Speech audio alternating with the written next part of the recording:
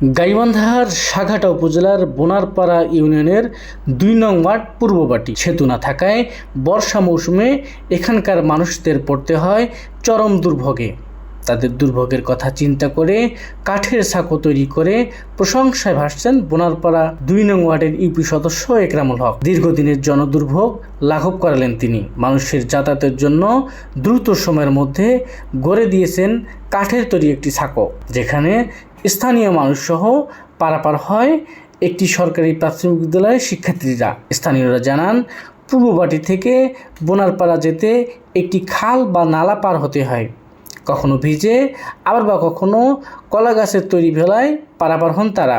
তবে স্থানীয় ইউপি সদস্য একরামুলের তৈরি কাঠের সাঁকোয় যেন অনেকটা ভোগান্তি থেকে রেহাই পেল তারা।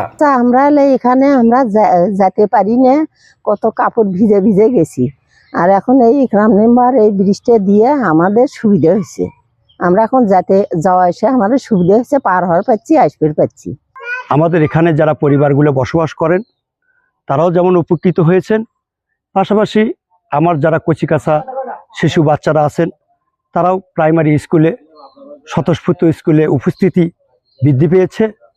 আমি আজকের এই যে সমস্যার জন্য আজকে এই কথাগুলো হচ্ছে, আমি একজন এলাকাবাসী হিসেবে আমি উপজেলা মহোদয় এবং উপজেলা প্রশাসনের কাছে দাবি করব, আমরা যেন এই কাঠের ব্রিজ না, আমরা যেন দীর্ঘায়ী একটা সুব্যবস্থার আমরা পাই। তার জন্য যেন উপজেলা প্রশাসন আমাদের এই প্রাইমারির লক্ষ্যে, আগামী প্রজন্মকে তৈরি করার লক্ষ্যে অবশ্যই যেন দৃষ্টি আকর্ষণ করে। সাগরন ছিল না, তখন আমরা ভিজা পুরা কষ্টে পার হয়েছি আর কি। এখন এই সাগর ইনশাল্লাহ আমরা সবাই উপকৃত হয়েছি আর কি, সুবিধা হয়েছে সবার এলাকার। এই এলাকার মানুষ এখন খুবই ভালোভাবে পার হচ্ছে এবং একরাম মেম্বারের ভালো বলতিছে যে সে আমাদের একটা ব্রিজ করে দিয়েছেন। সাঁকো তৈরি হওয়ায় দীর্ঘদিনের কষ্ট লাঘবে এলাকায় যেন স্বস্তির নিঃশ্বাস বইছে।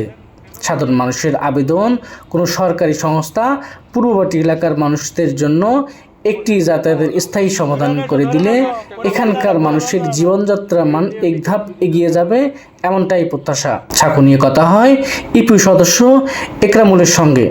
তিনি জানান, আজ থেকে গত 2 মাস হলো এই দিক দিয়ে সাঁকো না থাকাতে যে ইয়েতে ওই কলার গাছের ভুরে দিয়ে লোকজন পার হচ্ছে এবং সতীরা পার হচ্ছে, তাতে রুগী নিয়ে যাওয়ার মতো কারো ক্ষমতা ছিল না। পূর্ববাটিতে এই স্কুলের পশ্চিম পার্শ্বে দীর্ঘদিন জলাবদ্ধ, কিন্তু সেই জলাবদ্ধ নিরসন করার জন্য এলাকাবাসীরা পার হতে পারে না।